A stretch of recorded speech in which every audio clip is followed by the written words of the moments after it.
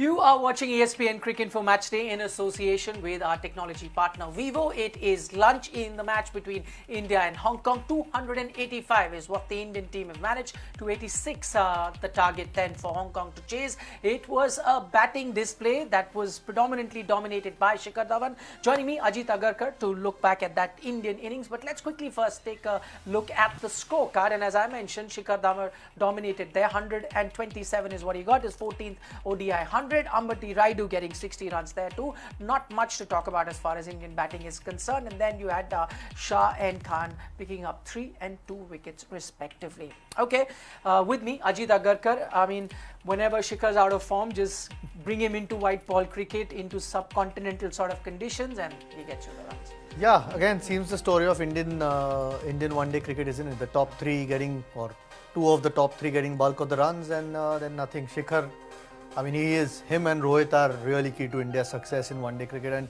today's shown why. I know it's a Hong Kong team which almost felt like a net session at times with their bowling, but it's still something that you go and get 100 and cash in. You know, Rohit obviously looked good at the start, but threw it away. But Shikhar didn't. I think one of them, getting a big score is what usually puts India in a driver's seat. Right, it was a typical Shikhar Dhawan inning, was very circumspect to begin with, and then the strike rate goes on to 105, which is what he usually does, is always there at the 80-90 strike rate and then increases as he gets his runs. So as I mentioned, 14th ODI 100 is what Shikhar got, and let's quickly take a look at the wagon wheel, which is the places that he really got his runs from. As you'd expect with Shikhar, was very, very strong on the offside, as we saw, picking up plenty of runs there. Yeah, and obviously, I mean, he's picked up a few later on once he was set through that mid-wicket area. He got a lot of balls to cut early on, especially from the off-spinner. Cashed in. Look, like I said, the bowling attack wasn't much to talk about. The 2 spinners maybe created the biggest impact for Hong Kong. But again, like I said, that kind of attack you would, as a batsman, expect to get runs. But it's one thing expecting it and actually going out and doing it. Shikhar, again, getting hundreds is a good habit, and for India, because of the way the middle order is at the moment, it is very important that one of those top 2 consistently fire. We know what Virat Kohli, when he's at number 3, does in one-day cricket.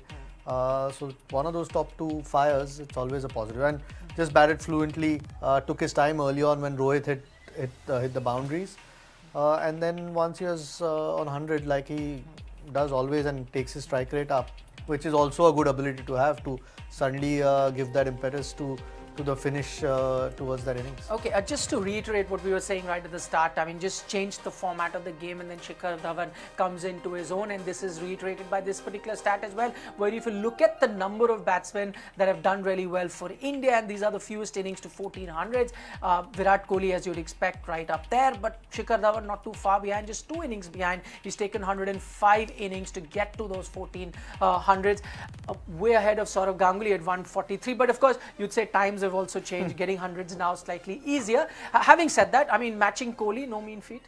That's an incredible record. You don't realize how quickly he's got those 1400s. Yeah, okay, today was Hong Kong, but you throughout, if you have a long enough career, you'll always get those games. You still should be good enough to cash in, and he is. But that's very quick. That's why, I mean, him along with Rohit have been so important to India's success in recent times, because they get hundreds. When you get hundreds or 80 or a 90 at the top, generally puts your team in a strong position to get a pass score or a above pass score, which invariably happens when Shikhar bats well. It's tough to stop him. I mean, the rules are loaded so much in favor of the batsman at the moment, with 5 fielders in the ring, that guys like him are difficult to stop, who can hit boundaries at will. So, really important that he stays in form for India. This was also a sort of an addition for the middle order, as we've been talking about. Okay, I'm going to take those 3 names that were really under scrutiny to see if they're in good form. Some coming back from the injury: Raidu, Karthik, and then Kedar Jadhav. What did you make of that? Let's start with Raidu. Yeah, I mean, started slowly again.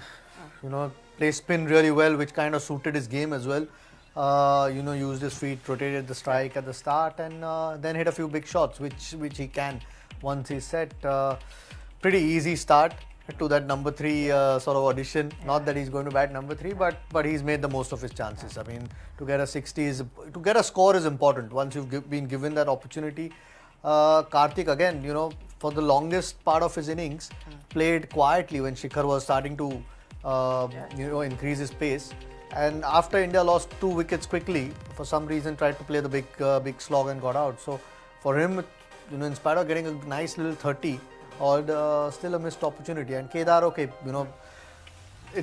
it's a good test for all these guys who bat lower down, because it's a biggish ground, slowish pitch, so you've got to create all the pace and still be good enough to clear the fence, or create those gaps on a biggish ground. You don't get, sometimes in India when you play on smaller grounds, the boundaries are a lot easier to come by. Here you actually have to pierce the gap or hit a big shot and connect it well to get value for it. So it's a good test. So good little 28 from Kedar.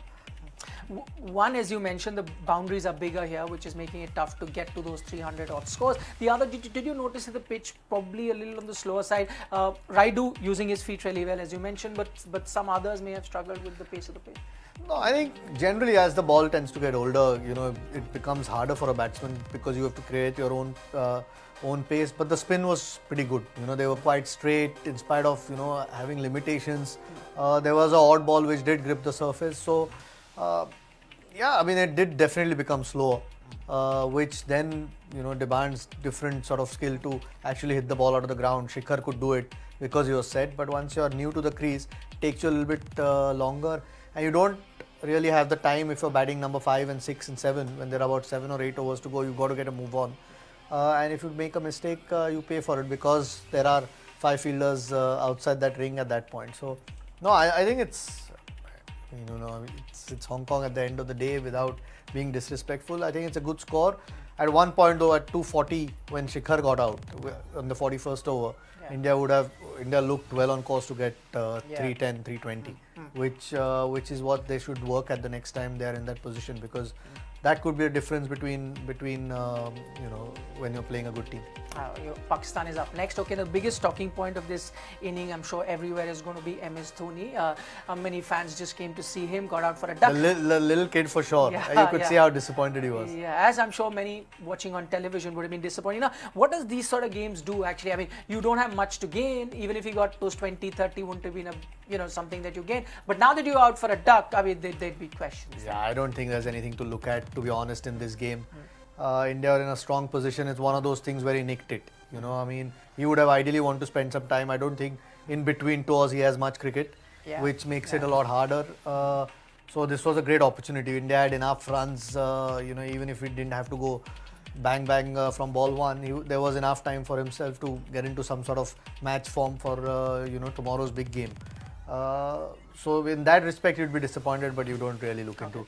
One of those things you can you can nick a ball on 0. Is there a problem with spinners coming right at the start when he comes? Would he rather have medium pacers bowling to him? I'm not sure. I mean, he played 3 balls, so I think that's a lot of scrutiny for.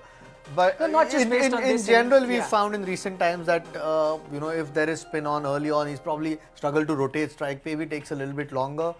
But today wasn't evidence of that. Today was just 3 balls and he's nicked one, unfortunately for him, out of that. But that is something I'm sure he is working at his game as well. We saw sometimes early on in his innings, he wants to get a move on, but I don't think today is the day to talk about it. Okay, 285 is what India has got. I'm not going to ask you whether Hong Kong will get 286. The other thing is, at the toss. You never say never. No, but the captain said at the toss, the reason I'm not asking that is the captain said at the toss, the Hong Kong captain, Anshuman Raj, said at the toss that, our strength is bowling, and so we're going to focus on that. If their strength was bowling, you've given her 285, then the weaker suite that you have at the moment, which is batting, looks unlikely that get anywhere close to. Yeah, I mean, you don't take things for granted ever. Who knows, there might be a storm and you might have a curtailed game of 20 overs and they might pull it. So, no, but I think 285, India will have to bowl really, really badly. And even then, I think they might find it difficult to get 285 against that attack. It's tough. It's a learning experience for them. Hopefully, they're better off for it the next time they play one of the big teams. Okay, result apart, what are you looking forward to? Plenty to look forward to as far as Indian bowling is concerned. There is Khalil making his debut. You're getting Bhuvneshwar back from injury. Shardul doesn't play that often. Yeah, I mean, Shardul, I think, played that last one-day game, if I'm not wrong, in England. So at least he's got a game Right after that, I know it's been a long time in between that. Bhuvaneshwar Kumar will be an interesting one. How much he's recovered, because again, we know what he does with the new ball. Generally, even towards the back end of that innings, how consistent he is. So India need to keep him fit as well. His sort of fitness will be important for India. Any new bowler, or any new batter for that matter, but particularly left arm seamer will be an interesting thing, because that gives you variety in your attack suddenly. In conditions that might, and I'm talking way ahead here, but in the World Cup, there might be an odd game where there are conditions which are helpful to the seamers. When you're playing in England, that might actually come handy if he keeps developing and improving. So that's something to watch out. We know what the wrist spinners have been doing. Hopefully they keep continuing that, because that's been Virat Kohli's strength in recent times. But yeah, Bhuvaneshwar Kumar's fitness, the biggest key for me. All right. The other thing you could really look forward to watching, there's a record that Kuldeep Yadav could get to. That record is held by someone sitting right next to me. We'll talk about that only if that happens at the end of the day today. This was ESPN Cricket Info Match Day. You're watching that lunchtime show. Remember, India have batted first, got 285. This was brought to you in association with our technology partner Vivo. We'll see you at the end of the match.